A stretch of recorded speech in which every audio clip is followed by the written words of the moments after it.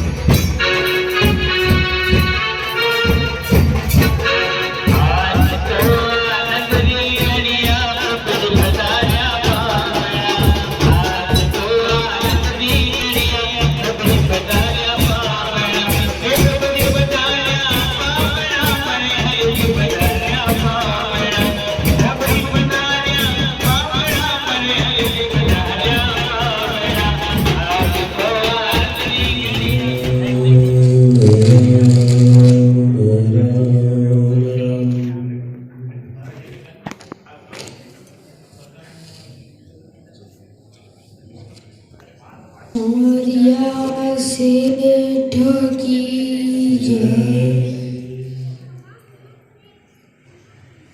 नरसिंह भगत की जय, सच्चिदानंद रूपाय विश्वोत्पत्ति त्रयो विनाशाय श्री कृष्णाय वयं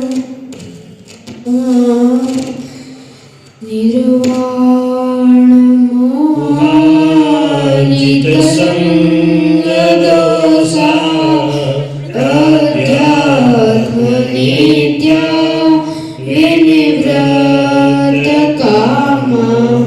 द्वन्द्वैर्विमुक्ता सुखदुःखसंज्ञे गच्छन्त्यमूढा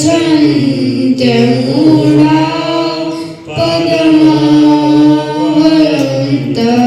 न तद्भास्यते सूर्यो न शशाङ्को न पावकः यत् गत्वा न निवर्तन्ते तद्धामं परमं मम ममैवांशो जीवलोके जीवभूतः सनातनः मनःषष्ठानीन्द्रियाणि प्रकृतिस्थानि कर्षति सुखिका सागररामहे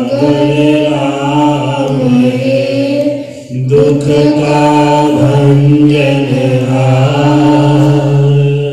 राम चरण तजिए नहीं भजिए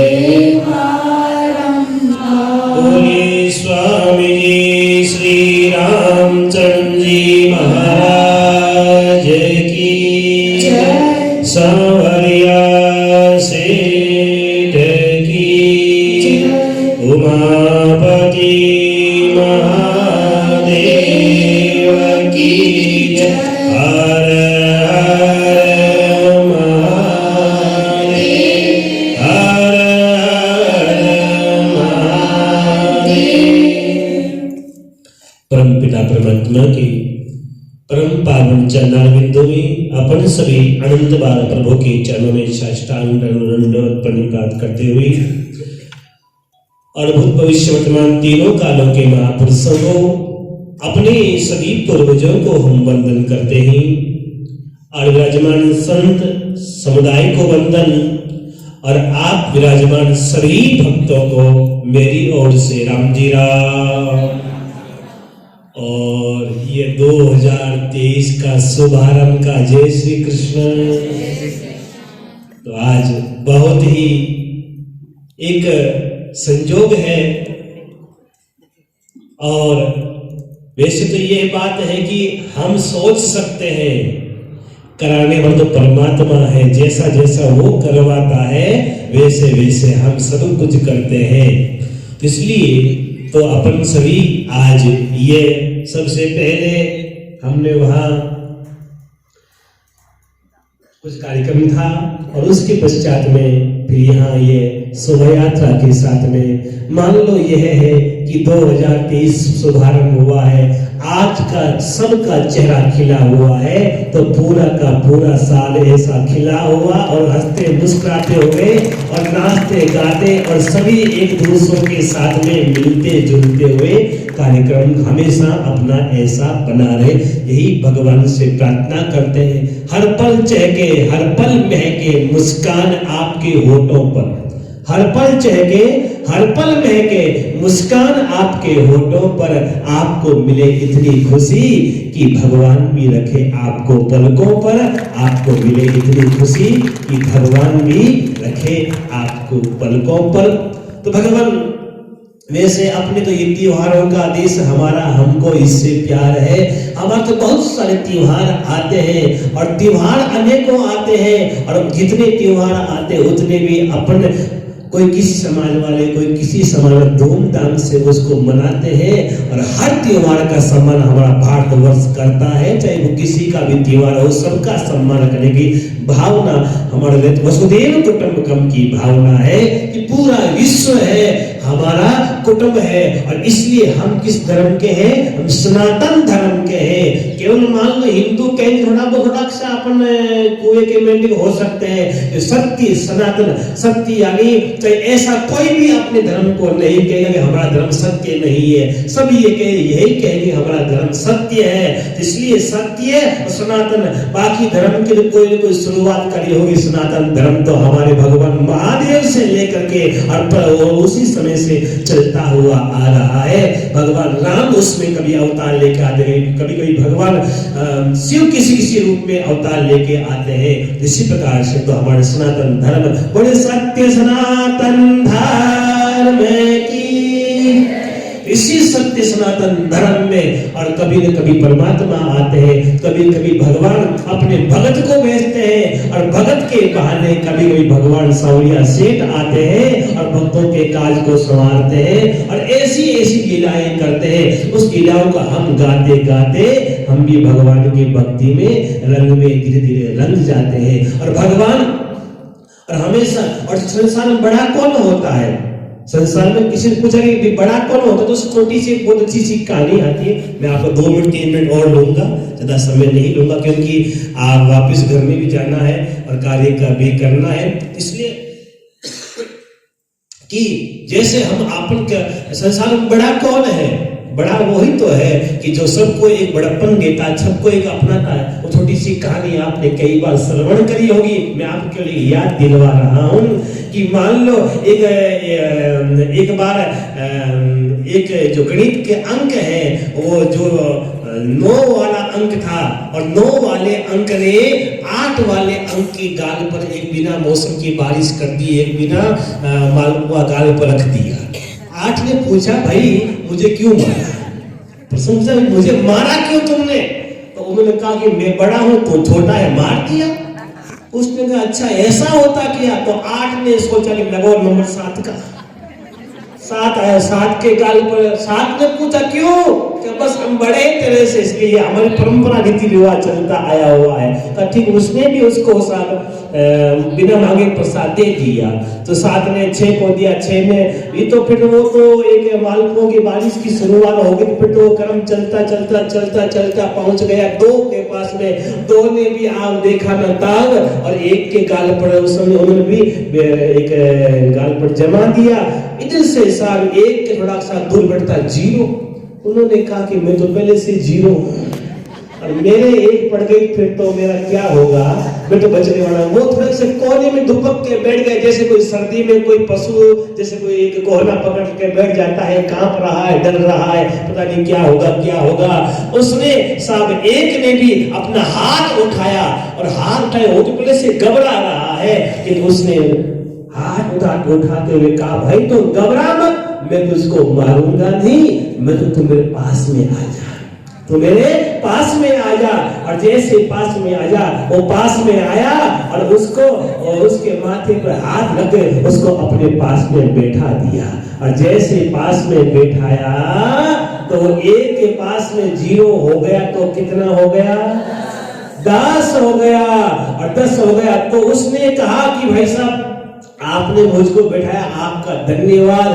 तो उन्होंने 1 ने कहा धन्यवाद की कोई बात नहीं है, अरे दुनिया में वो बड़ा नहीं होता जो मैं बड़ा हूँ कहता, वो बड़ा नहीं होता है। जो सबको अपना करके साथ लेकर के चलता है, सच में वही बड़ा हुआ करता है और अपने आप को बड़ा बताने वाला है। हीरा कबूक ना कहे करोड़ हमारा मोल। इसलिए फिर उसने इसको एक दूसरे को जोड़ दिया और जोड़ा तो फिर वो जो खुद 1 था वो भी 9 से ऊपर पहुंच गया है। भगवान राम ने सबको जोड़ा है, भगवान महादेव ने सबको जोड़ा है, सभी देवताओं ने भगवान ने सबको जोड़ा है। तो आज अपन भी ये तीनों समाज मुख्य है और अन्य भी सभी समाज मिलकर के ये सत्संग का आयोजन हो रहा है, अपन सभी जोड़ने का काम कर रहा है और सभी जुड़ करके अपन भगवान के ये नैनी बाई के महादेव का आनंद का सभी अपन उत्सव लेंगे और जुड़े हुए रहेंगे तो हमारी कीमत रहेगी और हम बिखरे हुए रहेंगे तो हमारी कोई कीमत नहीं रहेगी। जो बचपन में आपने छोटी सी वो कहानी जरूर पढ़ी होगी, कहा कि दो बिल्लियां थी आपस में लड़ने लगी, झगड़ने लगी, लड्डू मिले तो कोई 15 अगस्त का दिन रहा होगा, दो लड्डू मिले, लड़ते लगे, बंदर मामन का मौका बढ़िया, जो लड़ेगा उसका फायदा तीसरे को मिलेगा। तो उसने एक आगे रुको, मैं तुम्हारा बराबर तोल देता हूँ, उसमें से थोड़ा सा लड्डू खाया, थोड़ा ये ज्यादा हो गया, उसमें से खाया तो वो ज्यादा हो गया। दोनों कम करते करते करते करते दोनों बिल्लियों ने देखा कि मामला धोखे में जा रहा है, अपने कुछ मिलने वाला लगता नहीं है। इतने में साहब थोड़ा सा बच्चा, दोनों मिलने एक दूसरे को इशारा किया, अरे बंदर मामा हमारा न्याय हो गया, हमारा जो मिलने वाला था मिल गया, दोनों ने उठा कर खा लिया। बंदर मामा का क्या हुआ कि बस हम और लड़ते तो ये मीठा मुंह भी हो नहीं पाता, हमारा सब का सब तो अकेले ही खा जाता, इसलिए आपस में लड़ेंगे तो इस प्रकार नुकसान होता। वो कहानी भी आपने कई बार सुनी होगी, कहा कि एक माँ के 5 पुत्र थे और पांचों के पांचों पुत्र है ना, तो वो पांचों के पांचों पुत्र थोड़ा से माँ की अब परम धाम जाने का समय आ गया और आपस में लड़ाई झगड़ा होने लगा किसी कारण से। समय नहीं इतना मैं आपको बता पाऊं अभी तो जैसे लड़ाई झगड़ा होने लगा, माँ ने कहा बेटो आओ, तीनों भाइयों को बुलाया।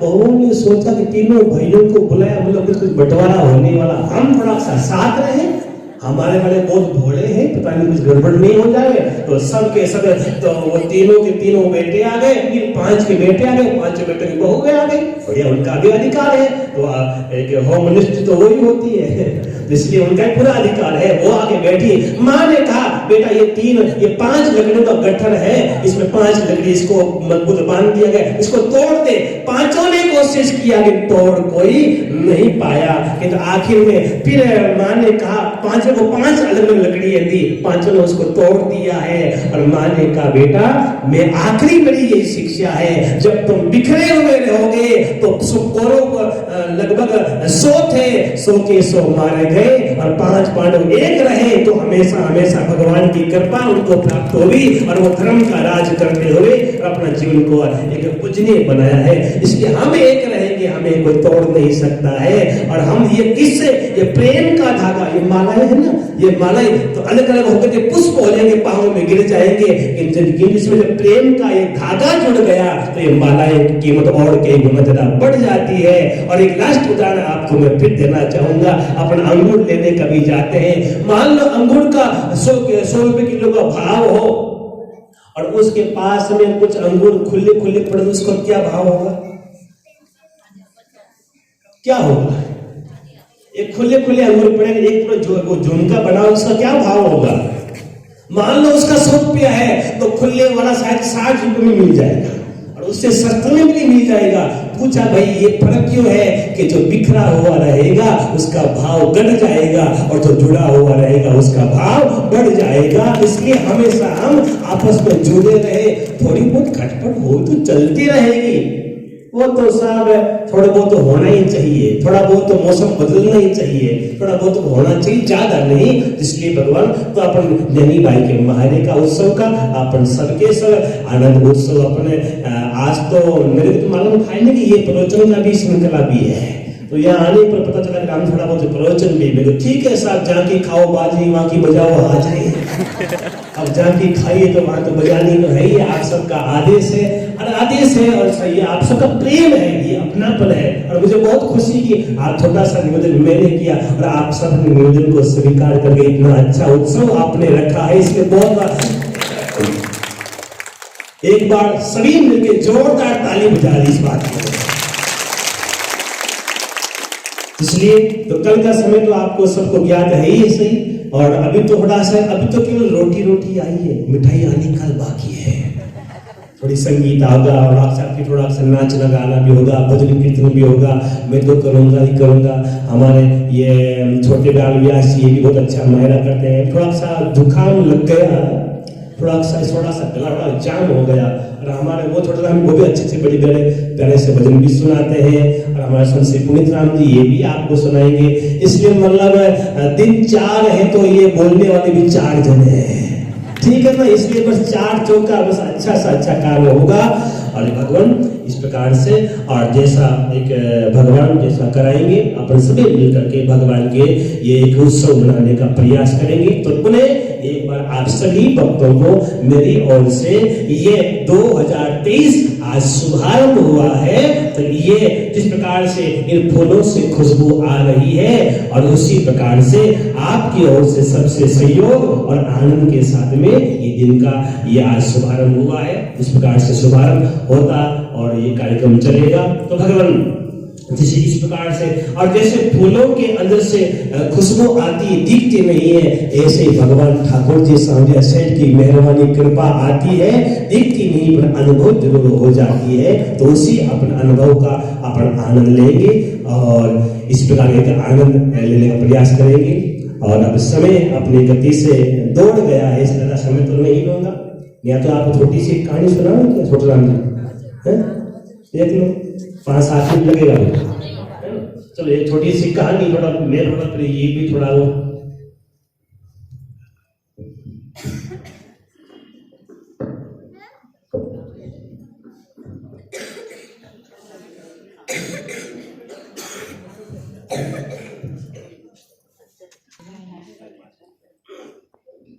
सावरिया सेठ की जय, उमापति महादेव की जय, पवन सुत हनुमान की जय, बोलो रे भाई सब संतन की जय। जय जय श्री राधे, जय जय श्री राधे, जय जय श्री राधे।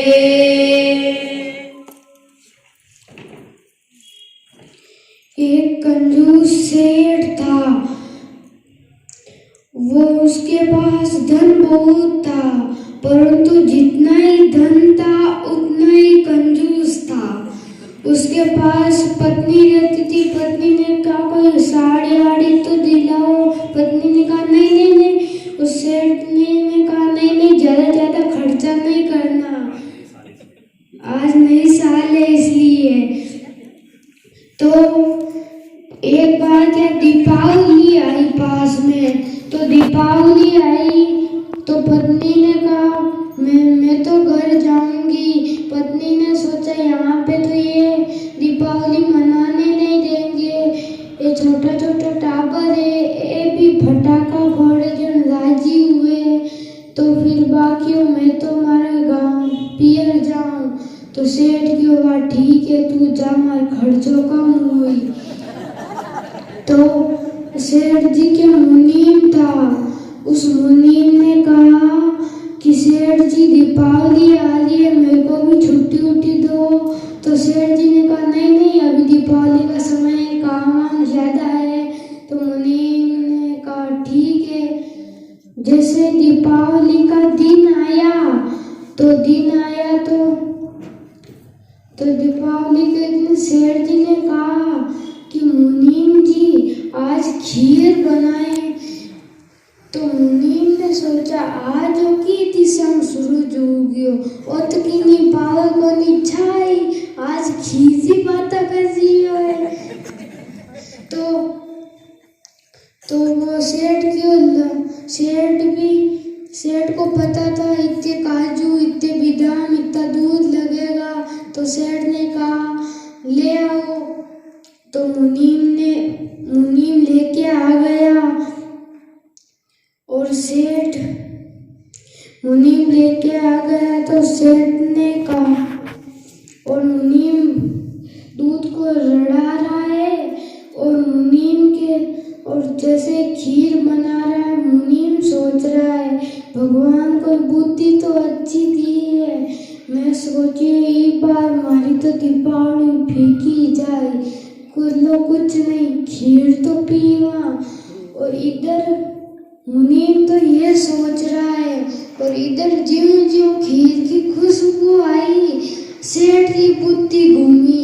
सेठ सोचियो रे मैं तो हमारी लुगाई नहीं कभी खीर नहीं पिलाई, मैं इम्तिहान खीर पिला दूं और तुम्हारा नौकर है।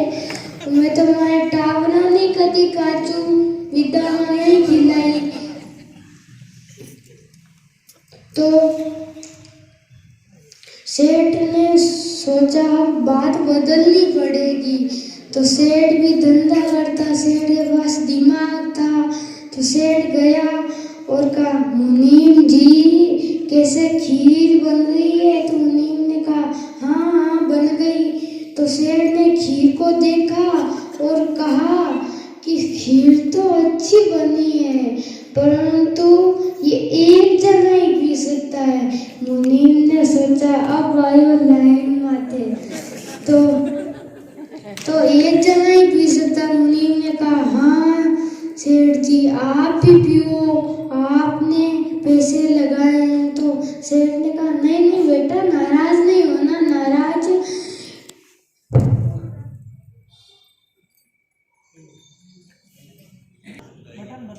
दिया सेठ की जय। तो सेठ ने कहा, सेठ ने कहा कि जिसको रात में अच्छा सपना आएगा वही खीर पिएगा। तो मुनीम ने कहा, ये सपना अपना रखियो, लपड़ा रखो, आप भी पी लो ना खीर। सेठ ने कहा कि नहीं नहीं बेटा, नाराज नहीं होना, जिसको सपना अच्छा आएगा वही खीर पिएगा। अब सेठ तो आपके कमरा में चलो गई हो, बढ़िया गिद्दा गिद्दा ऐसी ऐसी लागोड़ी सेठ के कमरे में, और मुनीम भी आपके कमरा में चलो गई हो। अब सेठ ने तो आधा घंटा में नींद आ गई।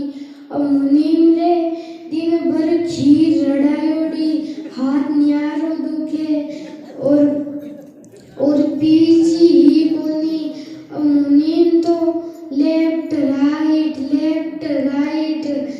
12 बज की घड़ी में, पर मुनीम क्यों होगा सो देखा जाएगा भैया, परंतु खीर पिया बिना तो नहीं रही जे। तो मुनीम तो दबे पांव गया रसोई में और दरवाजा खोला और अंदर गया और भगोला लिया और कटोरे में डाली। एक कटोरा पिया, दूसरा पिया, तो बंदो पूरा भगोला ही खाली कर दिया। पर पानी गाल और पी गयो और ऊंधो मार, फिर कुंटल देती और जाए सो गयो कमरा में। अबे तो बिन एड़ी बढ़िया नींद आई, सेठ भी छी बढ़िया नींद आई। अब मुनीम सुबह हुई तो मुनीम सोचियो, अब तो आज सोना है, जितो आज सो लो, आज तो सेठ बाहर निकाल दे। तो सेठ आया, तो सेठ तो जग गया। सेठ ने कहा, उठो मुनीम जी उठो, सुबह हो गई। तो मुनीम उठा और बैठे और बैठे तो सेठ ने कहा, क्या सपना आया, पहले आप मुनीम जी सुनाओ। तो मुनीम ने कहा, नहीं नहीं पहले आप सुनाओ। सेठ ने सोचा पहले ये सुना देगा, फिर इससे अच्छा मैं सुना दूंगा। मुनीम ने कहा, नहीं नहीं पहले आप सुनाओ। तो सेठ ने कहा, चलो ठीक है मैं सुनाता हूँ। तो सेठ ने कहा कि मैं जब रात को सो गया, मेरे को तो आधे घंटे में नींद आ गई और सपना मेरा प्रारंभ हुआ कि है ना, ऊपर आकाश से कोई विमान आया और अपन के यहाँ पे उतरा घर में। मुनीम ने कहा, अच्छा? सेठ ने कहा, हाँ। तो उतरा और उसमें इंद्र के पार्षद आए और मेरे को जगाया, मेरे को कहा, उठो, तुमको इंद्र ने बुलाया है। तो मेरे को उठाया और मैं भी तैयार होया और उन्होंने कहा कि इंद्र ने कहा है कि मैं अब राज करता करता थक गया और अब यहाँ का राजा बनने के योग्य इस गांव में, इस कॉलोनी में, इस घर में ये सेठ है, ये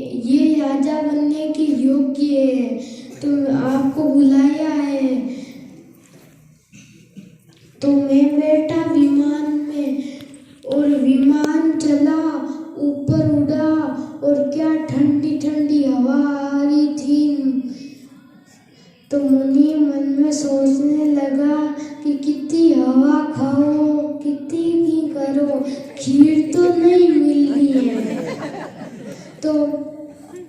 तो गए, तो मेरे को वहाँ पे ले गए और वहाँ पे मेरा सब देवता ने मेरा स्वागत किया। जितो आठ में अपने गांव में मारो स्वागत नहीं हो भी तो मारे बटे हो गयो स्वर्ग में स्वागत। और मेरे को इंद्र ने सिंहासन पे बैठाया और मेरा सपना पूरा हो गया। अब सेठ ने कहा, अब मुनीम जी आप अपना सपना सुनाओ।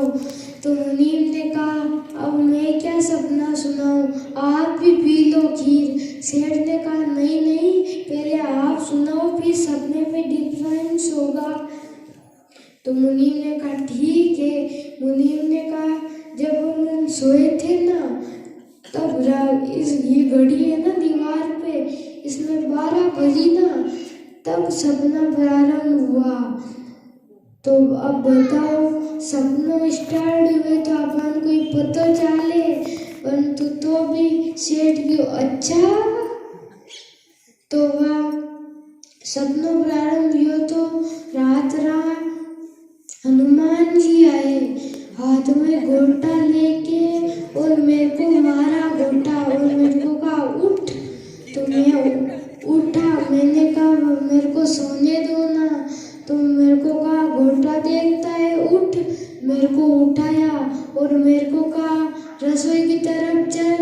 मैं गया और मेरे को कहा दरवाजा खोल। तो मैं दरवाजा खोल, मैं खोला और मेरे को कहा अंदर चल अंदर। तो मैं गया अंदर और वो अलमारी में भगोना रखी हो ना, वो हमारे सामने लायो और कटोरो लायो और भी मैं कटोरो भरियो और कियो पी। मैं कियो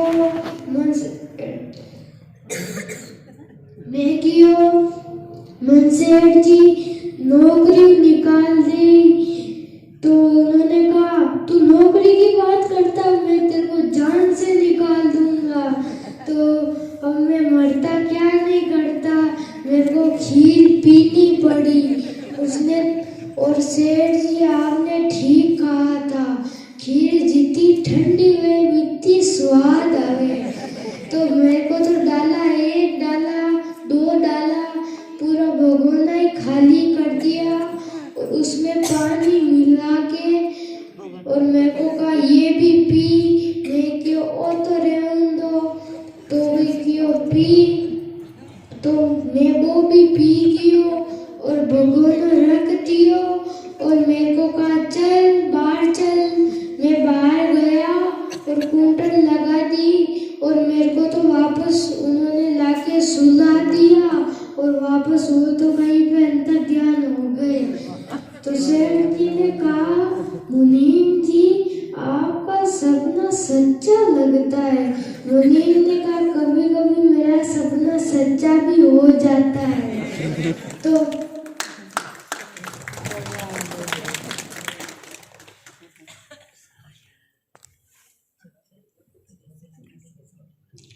कल सुनाएंगे। महाराज की जय। तो आज तो बस एक शुभारंभ हुआ है, श्री गणेश हुआ है। कल अपन सभी भक्ति और विनोद दोनों साथ में लेने भाई मायरे में तो साथ दोनों साथ में चलते हैं। थोड़ा सा भक्ति के साथ साथ में थोड़ा बहुत विनोद भी चलता है, दोनों संग चलेंगे। तो इसी के साथ में मैं अपने शब्दों को विराम देता हूँ। आगे जो कार्यक्रम जो वैसा फरमाएगी।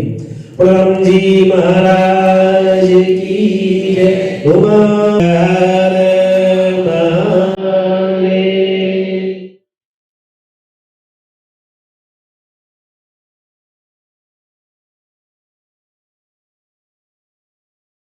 केयर डायग्नोस्टिक सेंटर पर सभी प्रकार की सोनोग्राफी रेडियोलॉजिस्ट डॉक्टर द्वारा की जाती है, जिसमें 3D, 4D, colour Doppler, fetal anomaly scan व सभी प्रकार की खून की जांचें, digital x ray with reporting ECG की सुविधा उपलब्ध है।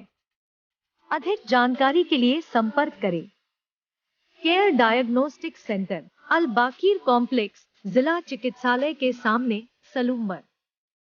मोबाइल नंबर 9414737586 पर संपर्क करें।